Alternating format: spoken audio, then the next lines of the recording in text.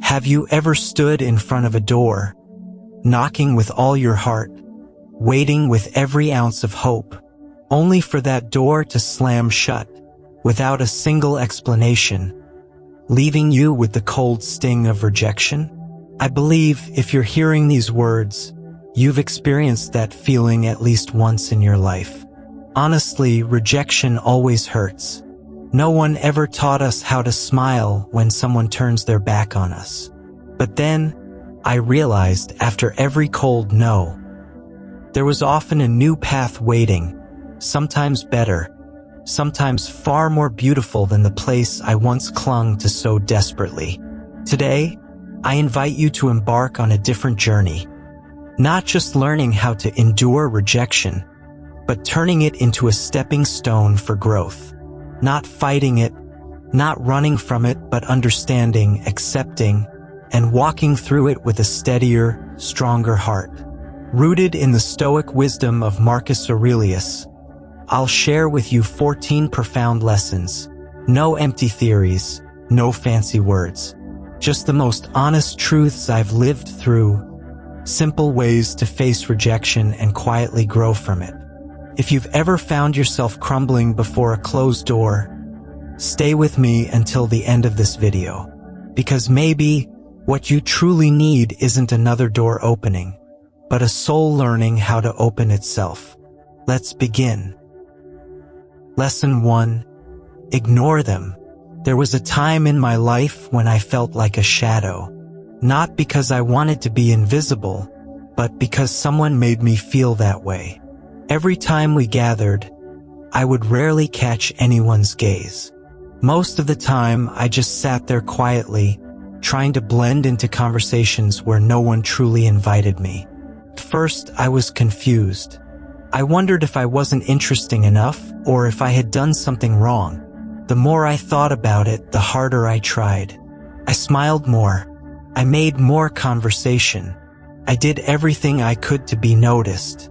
But in return, all I received were distracted glances, half-hearted answers, and an invisible wall that felt sharper than any spoken word. There were moments when I told myself, just try a little harder, and maybe things would change. But the truth was, the more I tried in vain, the more I lost pieces of my own self-respect. I realized I was turning into someone who begged for recognition from people who never truly valued me. One rainy afternoon, after yet another awkward gathering, I wandered through the cold drizzle.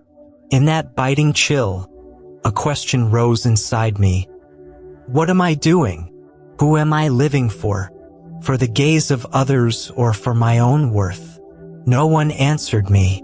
Only the silence seeped deep into my bones. But it was that very silence that saved me.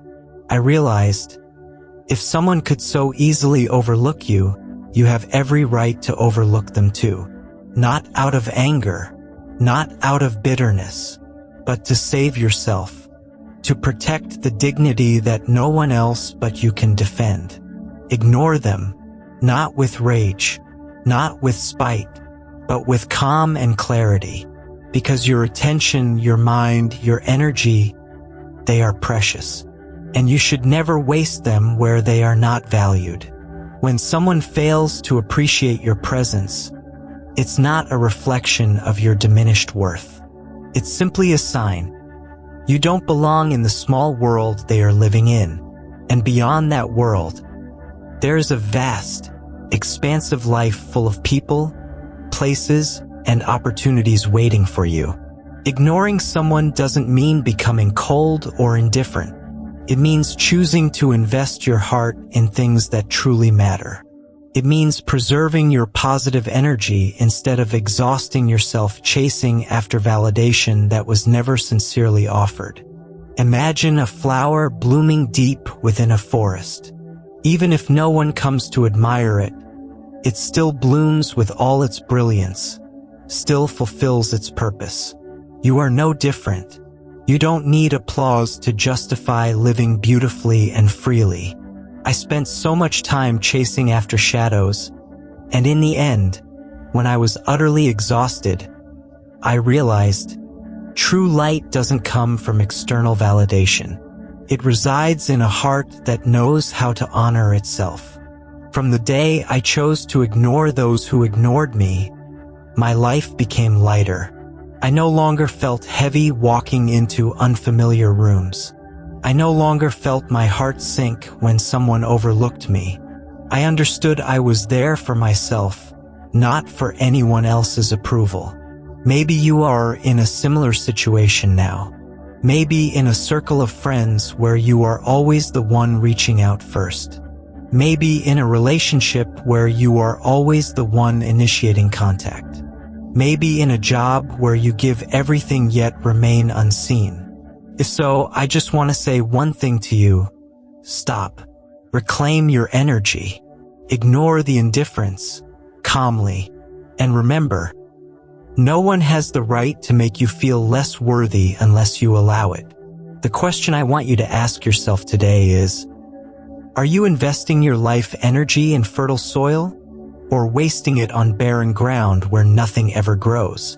If you have gone too long without feeling yourself grow, perhaps it is time to move on. Not to escape, but to choose a better place to plant yourself. Ignore them, and come back to nurturing yourself. Because at the end of the day, the one who will walk this journey of life with you the longest is always yourself. Lesson 2. Don't react emotionally. There are moments in life when rejection feels like a slap across the face. People turn cold. People overlook our presence as if we were never there. And what is our natural reaction? Anger, sadness, the urge to retaliate, to shout that we deserve better treatment. I have been there. I have let my emotions dictate every step after a rejection. I remember once, during an important project, my ideas were completely ignored in a meeting. No explanation, no concerned glance. They simply brushed past me as if I were an empty chair. After the meeting ended, I walked out with a tangled heart. My first reflex was anger. I wanted to call them out, to write a long email expressing my frustration. I wanted to do anything to prove I wasn't invisible. But fortunately, I stopped. Right before taking action, I asked myself one simple question. If I let my emotions drive me now, who will I become? Someone ruled by impulses, or someone who rules over himself? That question made me sit still and quietly look into the pain inside me. Honestly speaking, emotions are not the enemy. They only become enemies when we allow them to take the wheel. When someone ignores you, what truly hurts is not just their action, but the stories you tell yourself. I'm not good enough. I'm not respected. I'm a failure. These stories, if you are not awake, will drag you down faster than any rejection ever could. Stoicism taught me a simple lesson. The moment someone hurts you lasts only a few seconds, but the moment you hurt yourself with your own assumptions can last days, months, even years. So the first thing you must do when facing coldness is not to react, but to pause. Pause long enough not to be swept away by the tide of emotions. Pause long enough to see that others' actions do not define your worth. I learned to take a deep breath and return to myself before responding. I would ask, how important is this really? Does it define who I am? Or is it just a passing moment? Most of the time, the answer was, it's just a breeze, a moment, a small test along a much longer journey. Think about it. If every rejection caused you to explode, if every act of indifference made you crumble or lash out, you would become a prisoner of your own emotions. You would hand over control of your life to people who may not even care about you. And is that really worth it? Not reacting emotionally doesn't mean becoming numb. It means choosing to respond with clarity. It means answering the world from the steadiness of someone who knows exactly who they are, who understands that their value does not rise or fall based on others' attention or approval. It means keeping your heart steady so that outside storms cannot shake your inner foundation. The question I want you to reflect on today is, how many times in your life have you let a small cold moment grow into a deep wound because you reacted too quickly? And if you could just pause for a moment, choose calmness, how much lighter and freer would your life become? Next time someone overlooks you, try not to react right away. Try smiling inwardly and keep walking as if nothing happened. Not because you feel nothing, but because you are strong enough not to let a small no dictate your grand journey. Calmness, in the end, is not weakness. It is the deepest kind of strength. It is the proof that you have grown enough to know what deserves your heart and what does not. Lesson 3. Remove them from your mind. There are people who pass through our lives like a fleeting breeze. They come, stir up a little movement, and then quietly disappear as if they were never there. But what truly hurts us is not their departure. It is the scars they leave in our minds. And the worst part is, we let them stay far too long, as if they deserved every thought, every emotion, every restless night we suffered. I have been there. Someone who was only in my life for a few months somehow stayed in my mind for years. Every time I failed, I would remember their disdainful glance. Every time I felt lonely, I would recall the silence they once gave me. I allowed someone who no longer existed in my life to keep living rent-free in my mind like a ghost. One day, staring at myself in the mirror, I realized, why am I allowing them to occupy such sacred space? My own mind? They were gone. They no longer cared. Yet I was still living as if they had the power to define my emotions every single day. At that moment, I didn't feel angry at them anymore. I simply felt sorry for myself, for letting my mind become a shelter for people who never intended to stay. From then on, I learned an important truth. When faced with rejection, remove them from your mind gently, like a breeze passing through the trees. Not hastily, not harshly, but decisively.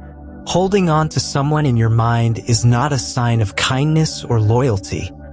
It is a sign of being lost. You cannot move forward if you keep staring at a closed door. You cannot grow if you continue chewing over old rejections. Clean out the rooms inside you. Return quietness to your mind. Reset your relationship with the past. They have left, and so should you. Erasing someone from your mind does not mean denying the pain. On the contrary, you must lean down, look the wound in the eye and say, I see you, I hear you, but it is time for us to move on. Write down your emotions. Retell the story to yourself one more time, the last time, then set it down. Not because you forgot, but because you chose not to carry it anymore. Another thing I learned is this: the emptiness inside us always longs to be filled. If you don't actively fill it with positive things, old memories will sneak back in like thieves in the night. So when you begin removing someone from your mind, simultaneously invite in something new. A good book, a new class, a short trip, a new friend, a hobby you had forgotten. Your mind is like a garden. If you do not tend to it, weeds will grow. I replaced my empty evenings of dwelling on the past with learning to play music. I replaced unanswered messages with honest journal entries to myself. I replaced the sad look in the mirror with a steadier gaze. Not because I no longer felt pain, but because I was learning to befriend the pain without letting it control me. The question I want you to ponder today is there someone living in your mind who no longer deserves to be there? How much of your energy is being drained by memories that no longer bring any value to your present life? If the answer is yes, it's time to start cleaning house. Gently, without rushing, but steadily, as if you were lovingly tidying up your own home, leaving no corner for cobwebs of the past to cling. Because when your mind becomes lighter, you will hear your own voice more clearly. And that voice never says you are worthless or forgotten. It has simply been waiting for you to come home, calmly, mindfully, and ready to move forward. Lesson 4. Demonstrate your value. There are times when rejection makes us question our own worth. When someone ignores you, rejects you, or fails to acknowledge your efforts, it's so easy to fall into the trap of asking yourself, "Am I not good enough?" I once sat in that trap, day after day, wounding myself with unanswered questions. I used to believe that my value depended on whether others saw or acknowledged it. But then, a small incident changed me. It was the time I was removed from a project I had poured my heart into. No explanations, just a brief email informing me they had chosen someone else. That day, I sat there, stunned. But in the midst of that emptiness, I realized I could sit here blaming, feeling angry, feeling inferior, or I could do something else. I could stand up and start rebuilding my value, not to prove anything to anyone, but to affirm to myself that I was still whole.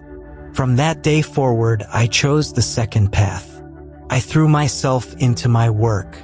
I took on small projects, seeing them through from beginning to end. I read more. I learned new skills. I didn't wait for anyone's recognition. I didn't need applause or hollow compliments. I just needed to see myself getting a little better every day compared to who I was yesterday. I understood then, my value doesn't come from being chosen. It comes from choosing to keep growing, even when no one notices. Demonstrate your value, not with loud words, not with showy displays, but by quietly doing your work with kindness and determination. True value doesn't need to scream.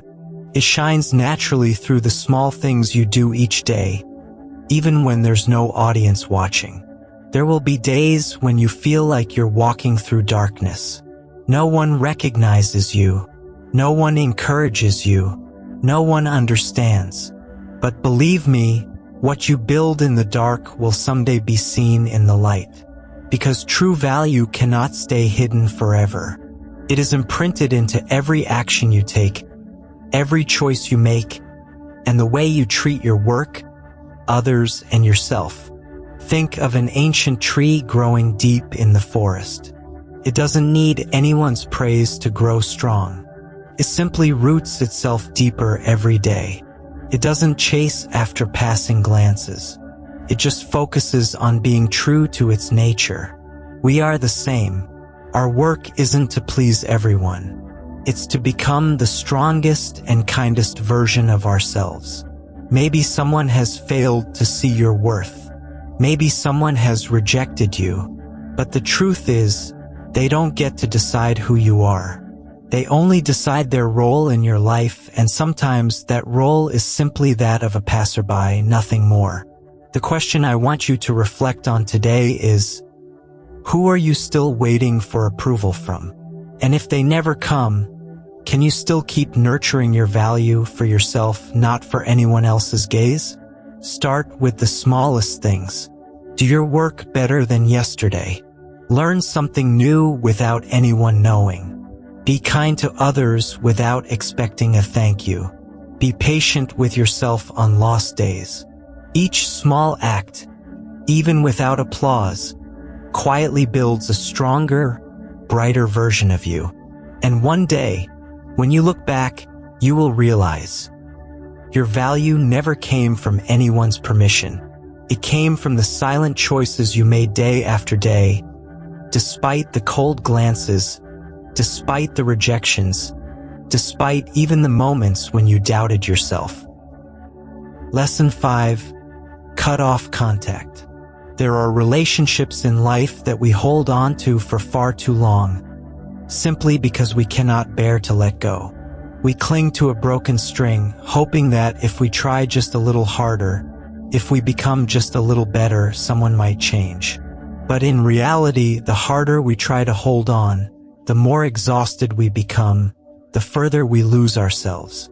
I was once caught in such a relationship. A close friend, or at least someone I used to consider close. In the beginning, everything was natural. We shared everything, from grand dreams to the tiniest sorrows. But somehow silence crept in. Messages went unanswered. Meetings were endlessly postponed. Conversations grew thinner, reduced to polite small talk and hollow replies. I could feel the growing distance, yet stubbornly told myself, maybe they're just busy. Maybe I should try a little harder. And so I tried. I texted first. I rearranged my schedule. I bent over backwards to maintain a connection that was steadily unraveling. Then one day, seeing my message left unread while they cheerfully interacted with others, I finally understood. When a door closes, the kindest thing you can do for yourself is to stop knocking. Cut off contact, not in anger, not in bitterness, but in clarity and self-respect. Because not everyone deserves your patience. Not everyone deserves the quiet, unseen efforts you make. When a relationship becomes entirely one-sided, withdrawing in silence is not weakness. It is an act of courage. I chose silence. No more reaching out. No more trying to force conversations. No more invisible battles to keep something alive that had already died on the other side. At first, that silence hurt deeply. It felt like cutting away a part of a once beautiful memory. But over time, I realized, the less I reached out, the more I could hear my own voice. The less I sought their reaction, the more space I had to focus on my own dreams. Cutting off contact is not a cruel act. It is a form of self-preservation. It is a way of telling yourself, I deserve genuine care, not leftover attention. It is how you reclaim the energy once drained by endless waiting. It is how you free yourself from the darkness of dependence and begin seeking light from within. You may be afraid of losing that relationship forever. Afraid of the loneliness that follows the loss of familiar company. But remember this, you have been lonely for a long time already, even while inside that relationship. And the loneliness found in silent dignity is always lighter than the loneliness found in constant chasing after what no longer belongs to you. The question I want you to reflect on today is there someone in your life whose presence hurts you more than it heals you? And if so, isn't it time you step back, not to punish them, but to save yourself? Be brave enough to cut off contact when necessary. Let silence become the cloak that protects your heart. Because sometimes silence isn't the end. Silence is the beginning of a new journey. A journey where you no longer beg for attention. A journey where you no longer shrink yourself to fit into someone else's small world. A journey where you are fully, freely, and solidly yourself. Lesson 6. Prove them wrong. There are times in life when you are labeled with titles you never chose. People say you are not good enough. They believe you will never get anywhere. They scoff at the dreams you cherish. And the heartbreaking thing is, sometimes it's not their words but their silence, their disregard, that makes you doubt yourself even more deeply. I have been there. I once stood in a room and felt the indifference in every glance around me. I still remember the first time I submitted a project proposal. My draft was set aside without a word. No criticism was needed. The disregard alone was enough to make me feel small and unnecessary. I went home that day carrying a heavy question in my heart. Maybe I really am useless? But fortunately, instead of letting that question consume me, I chose a different path. I chose not to beg for their attention. I didn't get angry. I didn't explain myself. I didn't chase recognition. I turned inward.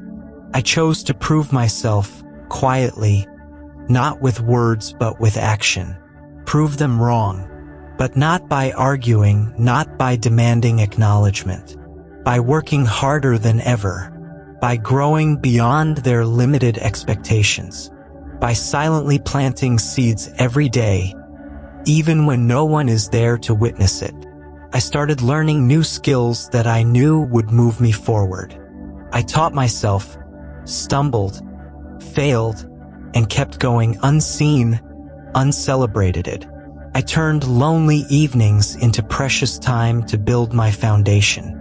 I refused to let someone else's disregard become the mirror in which I measured my worth. And then, over time, one day, as my work began to bear fruit, I realized I didn't need to say anything. The work I had done, the person I had become, they spoke for themselves. Those who once overlooked me were forced to notice. Not because I demanded it, but because results are hard to ignore.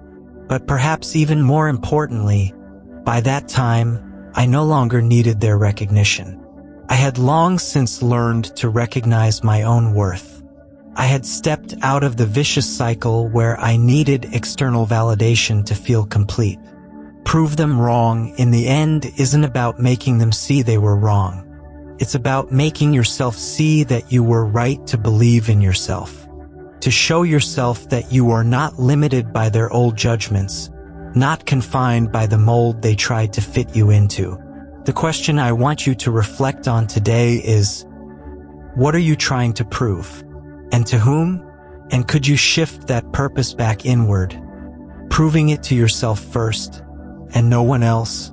Start with the small things. Do your work with care and integrity. Learn for the joy of growing, not to outperform anyone. Patiently lay the foundation for the future you believe in. And one day, when you look back at the road you've walked, you will smile. Not because you finally earned their approval, but because you proved something infinitely more important. You proved it to yourself. You were always valuable, even when no one saw it. You were always worthy, even when no one recognized it. And you are much stronger now because you chose to keep moving forward, quietly but steadfastly, on the days when you were the only one who still believed. Lesson 7. Go out and have fun. One thing that often happens after you experience rejection is the urge to lock yourself away inside a small, lonely world. You withdraw. You refuse invitations. You think, maybe it's better to be alone, so no one can hurt me again. And day after day, you sink deeper into a solitude you created yourself. I know that feeling well because I've been there. After a bitter failure, I built an invisible cage around myself. I declined invitations from friends. I used busyness as an excuse to avoid gatherings. I spent my days swimming in negative thoughts, lost in old memories I couldn't shake off. I thought I was protecting my heart, but in truth, I was only letting my wounds fester. Until one afternoon, an old friend dragged me out of the house, practically pulling me to a small photography workshop. At first, I was reluctant. I sat curled up in a corner, avoiding everyone's eyes, feeling completely out of place. But then, when a camera was placed in my hands, and I saw the world through a new frame, I realized life outside was still happening, fresh, vibrant, and vast, regardless of the scars I carried inside. That day, for the first time in months, I laughed. Not the forced smiles used to hide sadness, but a real, spontaneous laugh sparked by a silly moment among strangers. I realized then, having fun isn't betraying your pain. Having fun is the kindest way to heal it. Go out and have fun, not to forget the pain, not to pretend everything is fine, but to remind yourself that there is so much more to life, so many beautiful, living things beyond your memories of hurt. Joy sometimes is the strongest form of defiance against pain. When you dare to step outside, to experience something new, you are telling life, I'm not defeated. I'm still here. I'm still willing to live, to love, to learn, and to grow. Maybe you're not ready yet for long trips or loud parties. That's okay. Start small. A short coffee with an old friend, a stroll through the park, a trial class in cooking, painting, or anything that sparks your curiosity. You don't have to force yourself to look happy. You just have to show up. Give yourself a chance to experience new joy. Some wounds can only heal when we leave the four familiar walls behind. When we allow ourselves to laugh, to play, to try, to fail, to try again without tying every experience to old sorrows. The question I want you to ponder today is, when was the last time you did something new, simply for the sake of fun? And what's stopping you from giving yourself permission to enjoy simple joys again? Don't wait until all the sadness is gone to allow yourself to live, because sadness is lesson of life, and sometimes joy is the best medicine to help us balance it. Step outside. Let yourself smell the fresh grass after rain. See sunlight piercing through tree leaves. Hear the pure laughter of children. Let the vibrancy of life seep into the darkest corners of your heart, because you deserve to live a life filled not only with gray days. You don't have to forget your sadness. You just have to refuse to let it stop you from moving forward. Lesson 8. Build your social status. There's an unspoken truth. After facing rejection, after feeling invisible in the eyes of others, our self-esteem often erodes quietly. We start doubting our own worth. We wonder whether we truly deserve bigger opportunities, better relationships. And worse, we withdraw, avoiding crowds, refusing new connections, as if even our very existence is a burden. I have been there. I have once shrunk into silence during gatherings, sat quietly in a corner, afraid that any word I spoke would be judged. But after countless days of isolating myself in a loop of self-doubt, I realized something. Hiding only deepens the wounds. And to truly step out of the shadow of rejection, you cannot stay locked away in the dark. You have to step into the light, even if at first it blinds you, even if your heart still trembles. Build your social status. Rebuild your place in this world, but not by showing off or putting on an artificial face. Do it by genuinely growing yourself day by day, little by little, not for others to recognize, but so that you can be proud of your own journey. I started with small steps. I joined tiny workshops not to show off but to learn. I joined communities that shared my interests without putting pressure on myself to impress anyone, simply to connect. Every time I dared to step a little outside my comfort zone, even just for a short conversation, I felt myself grow stronger. I learned that building social status isn't about climbing some invisible ladder for others to admire. It's about rooting yourself deeper within your own values. It's about living true to yourself until gradually the right people find you, until the right opportunities naturally appear. Think of it like tending a tree. You don't make people notice a tree by shouting about its beauty. You nurture it daily. You let it quietly grow, lush and strong. And when the season comes, people will stop, admire, and marvel on their own. And even if no one notices, the tree knows it's fulfilling its purpose, living fully, offering shade, bearing fruit. Building your social status is the same. Focus on yourself.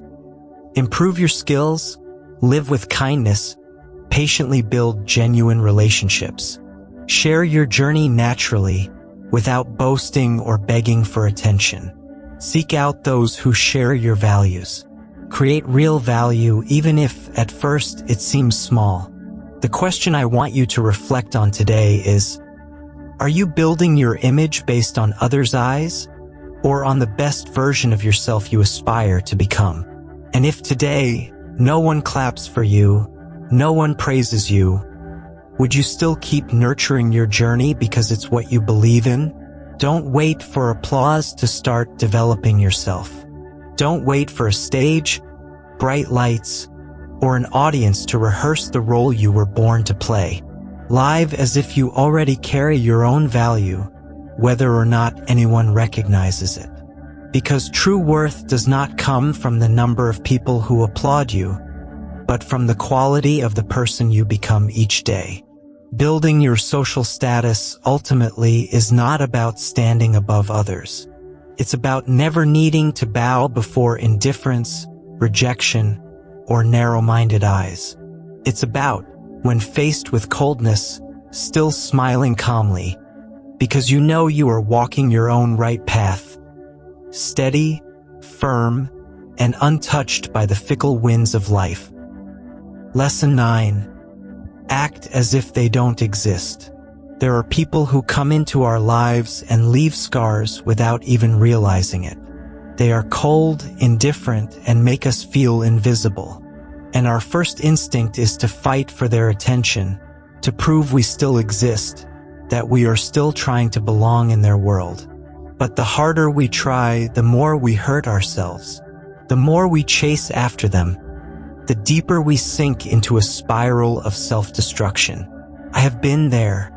I have stood at a party, surrounded by people yet feeling completely alone. I have tried to start conversations with someone who only responded with heavy silence. Each time, I asked myself, what did I do wrong? Where am I not good enough? And the more I asked, the more I drained my own confidence. Until one day I realized, there are some people, some looks, some attitudes you simply do not need to care about. Not because you are better than them, not because you despise them, but because you need to protect the peace inside yourself. So instead of chasing recognition, I chose to act as if they didn't exist. Act as if they don't exist. It's not an act of immaturity or coldness. It is a conscious choice to not invest your emotions, your time, or your energy into places that do not deserve them. When you walk into a new space and someone ignores you, smile inwardly and redirect your attention. Seek out the ones who are open. Find real conversations. Create genuine connections. If you must interact with those who are indifferent, keep it professional, brief, polite, and detached from personal emotion. You don't have to be cold or harsh. You simply carry yourself with the calm understanding. I am here to do what I came to do, not to beg for anyone's attention. I learned that every time I stopped chasing others' recognition, I took one more step toward real freedom. That freedom doesn't come from being liked by everyone. It comes from no longer tying your self-worth to other people's eyes. At first, acting as if they don't exist can feel strange, even painful, because deep down, all of us long to be seen, to be acknowledged. But gradually, you will find a new strength, the strength of focus. You will have more energy to invest in people who genuinely appreciate you, in projects that make you grow, in goals that truly deserve your heart. The question I want you to reflect on today is, how much of your energy is being wasted trying to win the recognition of people who do not truly value you? And if you dared to reclaim that energy, where could you invest it to make your life more vibrant? Remember, you don't need anyone's gaze to validate your worth. You are already whole, already precious, simply by being true to who you are. Those who can see the light in you will naturally find their way to you. Those who can't, Let them drift by like a passing breeze. No anger, no bitterness, simply no longer allowing them a place in your inner world. Because ultimately what matters is not who sees you, but whether you see yourself fully, lovingly, even in the moments when no one else does. Lesson 10. Give them the silent treatment. There are moments in life when the strongest reaction you can offer isn't words, isn't arguments, isn't emotional explanations. It's silence. A calm, deliberate silence, born from inner strength, not from anger. I used to think that silence was a sign of weakness, that if someone ignored me and I didn't react, I was losing. But life taught me a very different lesson. Once, in an important relationship, I felt myself being treated with indifference, with a lack of respect. At first, I tried to explain, tried to mend things. I texted, called. I sought an honest conversation. But all I received in return was cold silence and reluctant responses. I realized that the more I tried, the deeper I hurt myself. Until one evening, sitting alone in a dark room, I asked myself, what am I doing? Am I trying to awaken someone who has already chosen to turn away? Is it worth it? And that was the first time I chose silence. A silence not born of pain, but of self-respect. I stopped texting. I stopped explaining. I stopped trying to save something that only one side still cared about. At first, the silence was hard. I had to resist the natural urge to seek closure, to demand explanations, to hear a reason. But day by day, I began to feel lighter. My mind grew less burdened. My heart ached less. Give them the silent treatment, not to punish them, not to make them regret, but to give yourself the space needed to heal and regain balance. Silence to stop clinging to things that no longer hold value. Silence to listen to the real voice within. Silence to remind yourself that sometimes the strongest reply is no reply at all. I learned that through silence you get to see yourself more clearly. You realize who truly matters in your life. You see which relationships are worth nurturing and which ones should be closed peacefully. Silence allows you to step back and view the whole picture instead of obsessing over one painful corner. When you choose silence, you refuse to be drawn into emotional games. You choose to keep your inner center firm amidst the swirling tides. You tell the world, not through words, but through your calmness, that you know your own worth, and you don't need to shout for anyone to recognize it. The question I want you to reflect on today is, how many times in life have you driven yourself into suffering simply because you couldn't stay silent when you needed to? And if next time you chose silence instead of reaction, how much lighter could your life become? Practice stepping back when emotions rise. Let silence become your companion when your heart is stormy, not to avoid life, but to listen, to understand, to choose your response with wisdom instead of impulse. Silence, after all, is not defeat. Silence is the quietest yet most powerful victory. The victory over impulsive pride, the victory over the need for immediate validation, the victory over the storms raging inside you. And one day, when you are calm enough, mature enough, you will realize the most valuable answers in life rarely come from noisy arguments. They come from the dignified silence you patiently chose to protect. Lesson 11. Don't beg for attention. One of the biggest mistakes I once made was chasing after attention from those who never truly wanted to give it. When I was ignored, when I was forgotten, my natural reaction was to try harder. To text first, to reach out more, to seize every opportunity to make myself seen. On the surface, it seemed like goodwill, but deep down, I knew it was fear, the fear of being forgotten. And the more I tried, the smaller, weaker, and more invisible I felt. Once, in a friendship I had thought was close, I realized I was the only one maintaining the connection. If I didn't text first, there would be no conversation. If I didn't plan a meetup, there would be no meeting. At first, I comforted myself by thinking, maybe they're just busy. But over time, the truth became clear. When someone truly values you, they find a way. When they don't, they find an excuse. That's when I learned a hard but necessary lesson. Never beg for attention.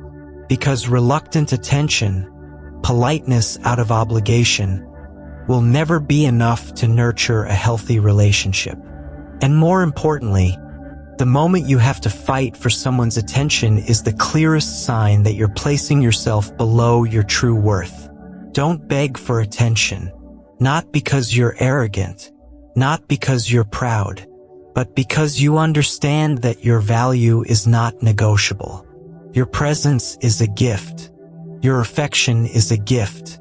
If someone doesn't appreciate it, they do not deserve it. I started practicing this lesson with small steps. When I texted and got no response, I didn't follow up. When I suggested meeting and sensed disinterest, I didn't push. When I felt coldness, I didn't ask why. I learned to keep my dignity intact, even in moments when my heart was vulnerable. First, it was hard. Deep down, we all crave care and acknowledgement. Letting go of the habit of seeking attention felt like tearing away an old reflex. But the more patient I was with myself, the more I discovered a new kind of freedom.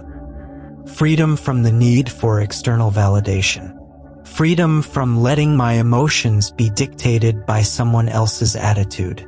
I realized that real, meaningful relationships are those where attention flows naturally, without begging, without constant checking, without fear. True connection doesn't require proof. It just exists, steadily and sincerely. The question I want you to reflect on today is, how many times have you hurt yourself by chasing after attention from those who were indifferent? And if you chose to stop, if you only kept connections that were genuinely mutual, how much lighter and kinder would your life become? Remind yourself daily, other people's attention does not define your value. You don't need to prove you're lovable, worthy, or deserving of someone's space. You already are, simply because you exist, simply because you are you. Don't lower your worth just to fit into someone else's world. Don't beg for emotional scraps. If someone truly wants you in their life, they will make space for you. Willingly, naturally, wholeheartedly. And if they don't, let them go. Quietly, gently, with kindness toward yourself. Because self-respect, in the end, is the greatest gift you can offer your own heart. Lesson 12. Be kind but emotionally distant. After being hurt, the natural instinct is to build walls of coldness. We tell ourselves that if we are cold enough, hard enough, no one can hurt us again. I once lived that way. I turned myself into a fortress, refusing kindness, believing that behind every warm gesture was another betrayal waiting to happen. But over time, through many stumbles, I realized coldness does not protect you from pain. It only deepens your loneliness. And worse, it makes you lose the most beautiful part of yourself. Be kind but emotionally distant. Not cold, not fake, but balanced, open yet guarded. It's the way you welcome the world with kindness, but don't hand over the keys to your soul too easily. It's the way you smile warmly, offer compassion, but keep the deepest parts of yourself anchored safely within. I remember a time when, after a painful betrayal by a close friend, I decided I would never trust anyone again. I withdrew into myself, spoke only when necessary, and hid my emotions behind polite smiles. On the surface, I seemed fine, but inside, I knew I was drifting further and further from who I truly was. I could no longer feel genuine joy in connections. I lived like a ghost, safe but empty. It took me a long time to understand. The problem was not whether to open my heart or not. The problem was learning how to open it consciously. Learning who truly deserved trust, and who should remain at the polite distance of casual acquaintance. I had to learn how to be kind to all, but deeply connected only to those who valued me. I practiced this mindful kindness through simple steps. When meeting new people, I smiled, I listened, I shared parts of my story, but I didn't rush to trust. I let time reveal character. I watched how they acted not just when things were easy, but also when things became difficult. I gave relationships space to unfold naturally, without the weight of premature expectations. The question I want you to reflect on today is, to whom are you giving your heart? And do they truly deserve your unconditional trust? Because the truth is, not everyone will know how to hold your heart gently. And that doesn't mean you should shut down completely. It means you must learn to give your light like sunshine, warm, but not burning yourself in the process. Be kind, not to be loved, but because it is the most beautiful part of who you are. Smile, greet, help, but know when to step back. When someone ignores you, stay polite. When someone hurts you, choose to leave quietly with dignity, rather than clinging desperately to something broken. True kindness demands no return, and true protection does not require walls of ice. You can be both soft and strong. You can open your heart to life while standing firm within yourself. Remember, you don't need to freeze your heart to avoid getting hurt. You simply need to maintain the right distance. A distance close enough to love, but far enough to protect your soul. A distance that allows you to open your heart, but never let anyone recklessly wound its deepest parts. Because in a world full of noise and chaos, it is this mindful kindness, open yet grounded, that will be the strongest armor you carry for the long journey ahead. Lesson 13. Don't reveal your struggle. There are pains that, when exposed to the world, do not ease but only make us appear more vulnerable in the eyes of others. I used to believe that sharing every stumble, every failure, every deep sorrow with anyone was a way to heal. But over time, I realized not everyone is capable of understanding. Not everyone is kind enough to lift you up with empathy. Sometimes, exposing your wounds only invites pitiful glances, careless gossip, or even heartless judgment. I still remember one time, after facing a major setback in my career, I couldn't hold back my emotions and poured out my struggles to a friend I once trusted. At first, she listened, nodding with apparent sympathy. But just a few days later, I found that my story had become gossip material. They didn't see me as someone bravely standing up after failure. They saw me as a pitiful failure. And that look, that perception, hurt even more than the fall itself. That was when I learned a precious lesson. Do not easily reveal your inner struggles. Don't reveal your struggle. Not because you need to hide. Not because you must pretend to be strong. But because some battles belong only to you. True strength does not lie in proclaiming how much you have suffered, but in walking forward steadily with wounds unseen by the world. I began to be more mindful of what I shared. When I was sad, I allowed myself to fully feel that sadness. But I didn't feel the need to broadcast it to everyone. When I failed, I gave myself time to mourn, to crumble, to rebuild. But I didn't let that failure become my identity in the eyes of others. There are times when people will casually ask, "How have you been?" And instead of spilling all my hardships, I learned to smile lightly and say, "I'm getting better," not because I was being fake, but because I understood Not everyone is meant to walk through your darkest valleys with you, and it is not necessary to pull them into it.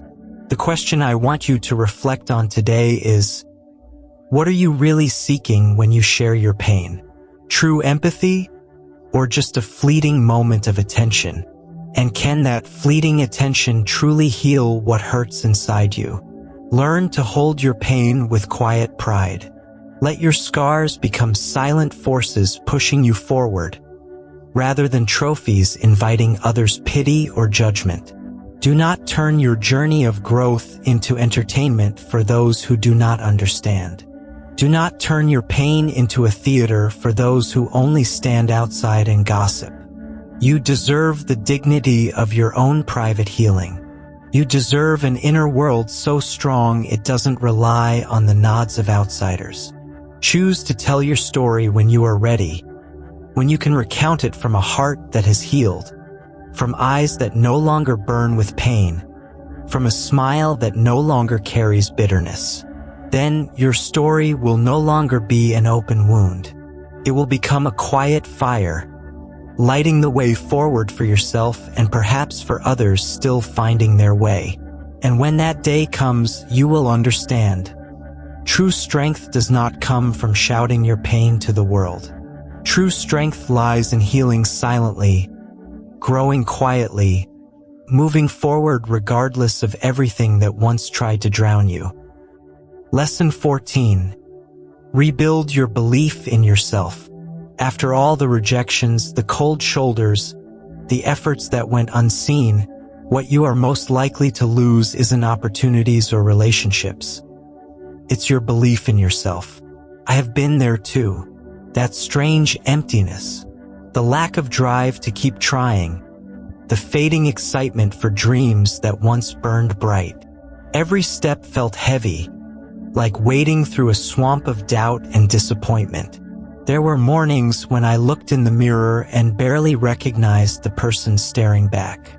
The sparkle of belief had vanished from my eyes, replaced by a dull, tired gaze. I used to think that to rebuild my confidence, I needed someone else to believe in me first. An opportunity, a validation, a word of encouragement from the outside. But the more I waited, the deeper I sank into helplessness. Until one day, in the middle of an empty afternoon, I realized no one could pull me out of that abyss except myself. No one could believe in me if I was still doubting myself. Belief, like a seed, must be planted and nurtured from within. Rebuild your belief in yourself, not with grand declarations, not with reckless acts, but with small actions repeated day after day. I started with tiny commitments to myself, reading one chapter of a book each day, learning one new skill each week, waking up 15 minutes earlier to meditate. No one witnessed it. No one applauded. It was just me alone. But each small act, like placing one brick at a time, slowly rebuilt the bridge of belief I had once lost. I learned that belief doesn't come back through a magical moment. It returns through the mornings when you get up even when you don't feel like it. Through the times you push through small failures.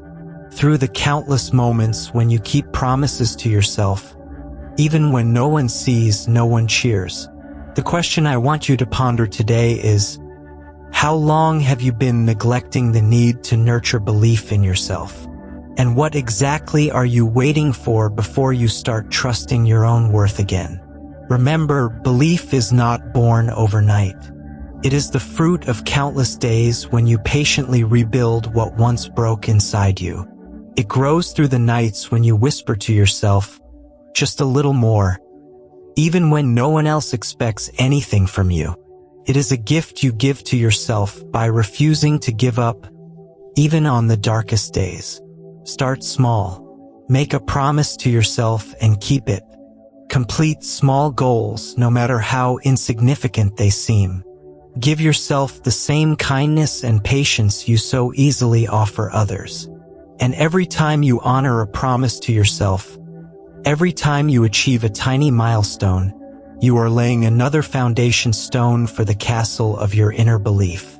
You do not need someone else to believe in you first. You only need yourself. As long as you have the courage to begin again, even from the smallest bricks, the bridge leading to the best version of yourself will gradually take shape.